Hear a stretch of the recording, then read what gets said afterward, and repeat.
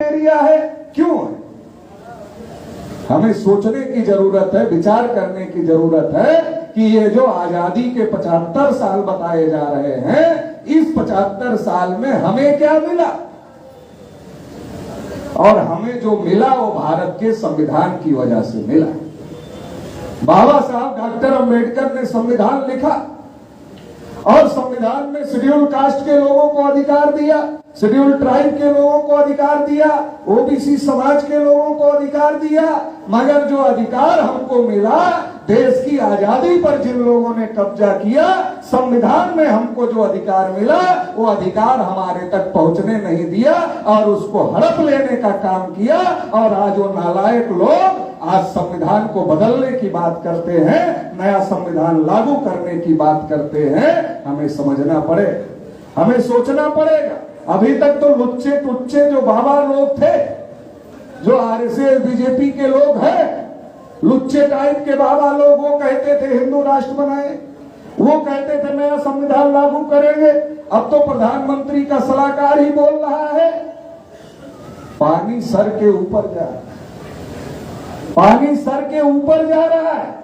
आप बताओ, संविधान में आपके हक अधिकार लिखे हुए हैं, इसके बावजूद भी नहीं मिल रहा है। संविधान ही नहीं रहेगा तो आपके हक अधिकार कैसे? बर्दाश्त नहीं हो रहा है इनको।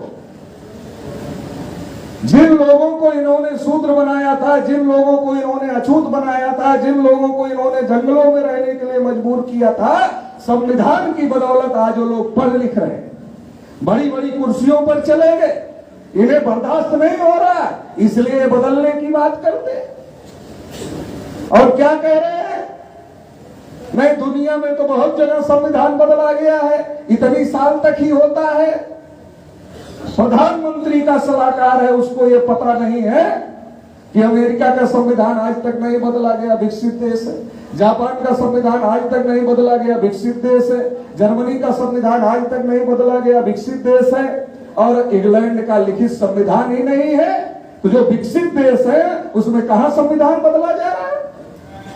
तो विकास का मामला नहीं है, आपके सत्यानाश का मामला है। विकास की बात कर कर, राष्ट्रवाद की बात कर कर आपका सत्यानाश करने की तैयारी की जा रही है। जो लोग अंग्रेजों से माफी मांग लिए, ऐसे लोगों को आदर्श मानने वाले लोग आज हर बात पर बात करते हैं, नहीं ये तो अंग्रेजों का है, ये तो पुरानी संसद तो अंग्रेजों का है, नहीं ये संविधान तो अंग्रेजों से इतना हिस्सा ले लिया गया, इसलिए ये जो है बदलना जरूरी है। जो लोग अंग्रेजों से माफी मांगने वाले, माफी वीर लोगों को अपना आदर्श मानते हैं, वो लोग आज बात कर रहे हैं कि अंग्रेजों की पहचान है, ये अंग्रेजों की पहचान है। अंग्रेजों से उनको कोई चिढ़ नहीं है, चिढ़ आपसे है कि इस देश के संविधान ने इस देश में आपको हक अधिकार दिए हैं। ये चिढ़ है कि कब इस संविधान को खत्म किया जाए और देश में मनुस्मृति लागू किया जाए, ये चिढ़ है। और इस चिढ़ का बहाना बनाकर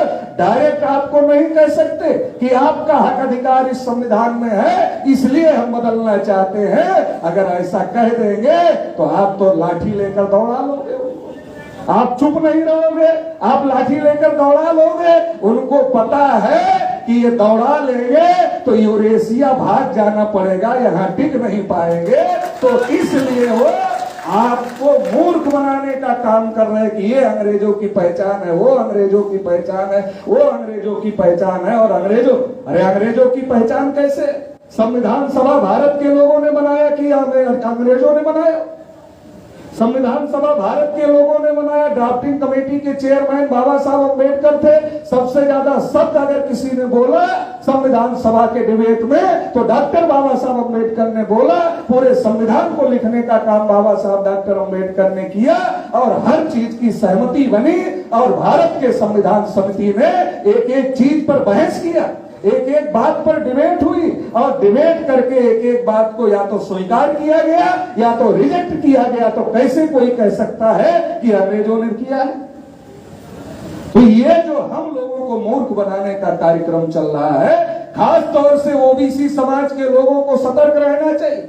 शेड्यूल कास्ट के लोगों को तो थोड़ा जानकारी हो गई है, शेड्यूल ट्राइब के लोगों को भी थोड़ा जानकारी हो गई है, लेकिन देश में जो ओबीसी समाज है राष्ट्रवाद के नाम पर और हिंदुत्व के नाम पर अगर सबसे ज्यादा किसी का इस्तेमाल किया जा रहा है तो ओबीसी समाज के लोगों का किया जा रहा है। इसलिए ओबीसी समाज के लोगों को हम ये कहना चाहते हैं, सतर्क हो जाओ, नहीं तो जैसे पूर्वजों के साथ किया था वैसा ही करने का काम करेंगे। 75 साल में आपकी दुर्दशा क्यों है? क्या कभी आपने सोचा? अगर अंग्रेजों की वजह से हमारी समस्याएं थी तो अंग्रेजों के गए 75 साल हो गए तो हमारी समस्याओं का समाधान हो जाना चाहिए था। अरे ओबीसी समाज के लोगों सोचो, जो अंग्रेज था वो 75 साल पहले चला गया, आपकी स्थिति में क्या परिवर्तन, आपकी स्थिति में क्या परिवर्तन हुआ? बाबा साहब अम्बेडकर ने जो आर्टिकल 340 भारतीय संविधान में लिखा उसका अमल तक देश में नहीं हो रहा है। क्या हो रहा है? आपकी स्थिति में कौन सा परिवर्तन हो रहा है और क्यों आपको हक अधिकार नहीं मिल रहे हैं? अगर अंग्रेज ही गुलाम बनाने वाले थे वो तो चले गए थे, इसलिए सोचो कि कोई और है, अंग्रेजों के अलावा भी कोई और है जो आपको आपका हक अधिकार नहीं देना चाहता। अंग्रेज तो कब के चले गए, अब तो आपको राजा बन जाना चाहिए था, क्योंकि यहाँ एक वोट जिसको ज्यादा मिल जाता है वो सरपंच बन जाता है, मुखिया बन जाता है। और इस देश में ओबीसी अकेले 52% है, वो भी 1931 की गिनती के अनुसार। आज अगर गिनती हो जाए तो हम 60% के आसपास हैं। 60% आबादी वालों का देश पर राज होना चाहिए था, जिनका देश पर राज होना चाहिए था, जिन्हें देश पर शासन करना चाहिए था, वो ये मांग रहे हैं कि हमारी गिनती करो। जानवरों की करते हो, कुत्तों की करते हो, हिरणों की करते हो, हमारी क्यों नहीं करते?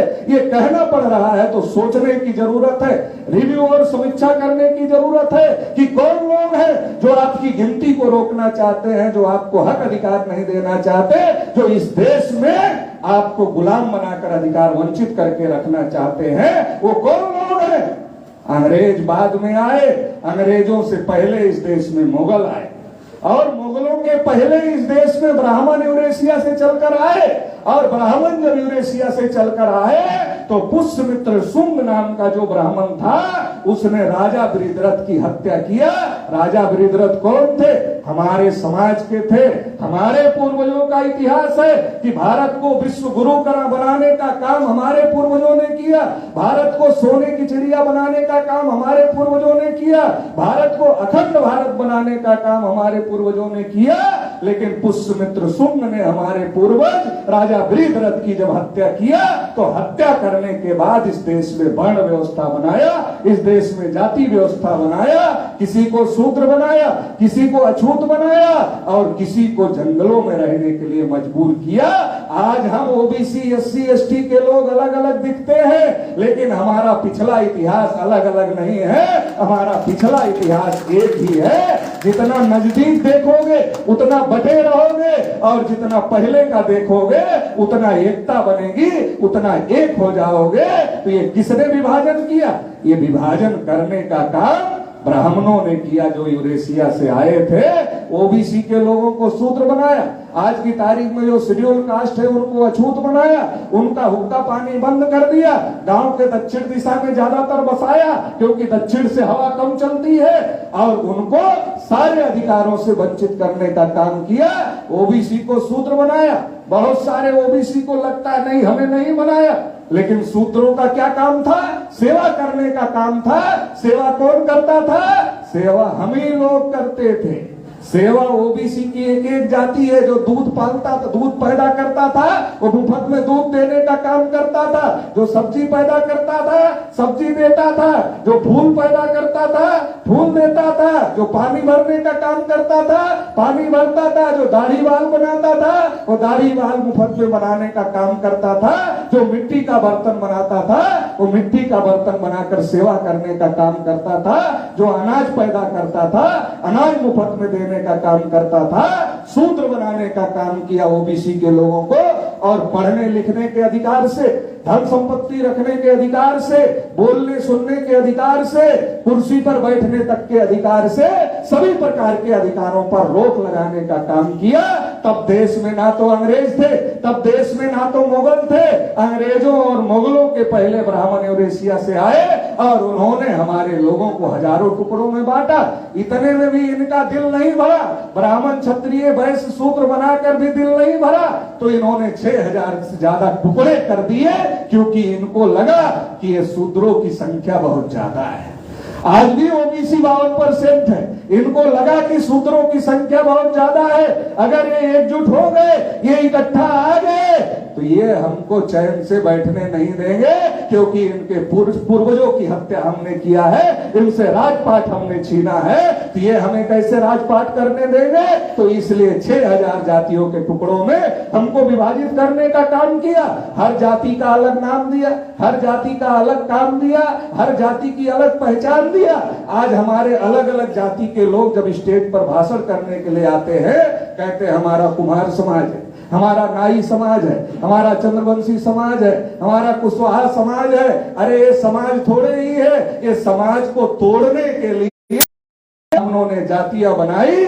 जो समाज शास्त्र का स्टूडेंट है उसे इस बात की जानकारी है कि जाति समाज नहीं है, समाज को तोड़ने का हथियार जाति है, और इस हथियार का उपयोग ब्राह्मणों ने तब भी किया और आज भी उसी तरीके से कर रहे हैं। इन 6000 से ज्यादा टुकड़ों को क्या किया? कहा शेड्यूल कास्ट है, कहा शेड्यूल ट्राइब है, कहा ओबीसी है, कहा माइनॉरिटी है। ये जो 6000 से ज्यादा टुकड़े थे, वो 6000 से ज्यादा टुकड़ों को 4 हिस्से बना दिए। कहा इसमें इकट्ठा हो जाओ, कहा इसमें इकट्ठा हो जाओ। लेकिन आज भी हम क्या करते हैं? हम क्या करते हैं? अभी यहां हम बैठे हैं, माइक है, मंच है, लोग बैठे हैं, तो ओबीसी की बात हो रही।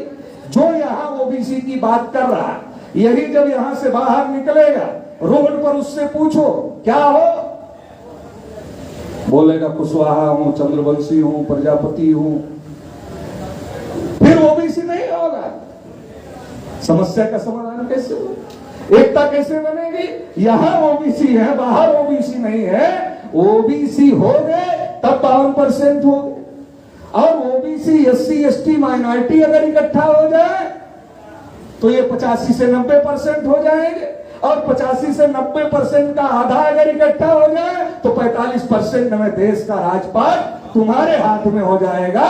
तुम्हें किसी के आगे हाथ फैलाने की जरूरत नहीं है, खुद ही अपनी समस्याओं का समाधान कर सकते हैं। मगर इसके लिए जाति पाति से ऊपर उठना पड़ेगा। ये जाति पाति की व्यवस्था, ये ब्राह्मणों की व्यवस्था है, और अंग्रेजों और मुगलों से पहले ब्राह्मणों ने इस देश में इस व्यवस्था को बनाने का काम किया। अंग्रेजों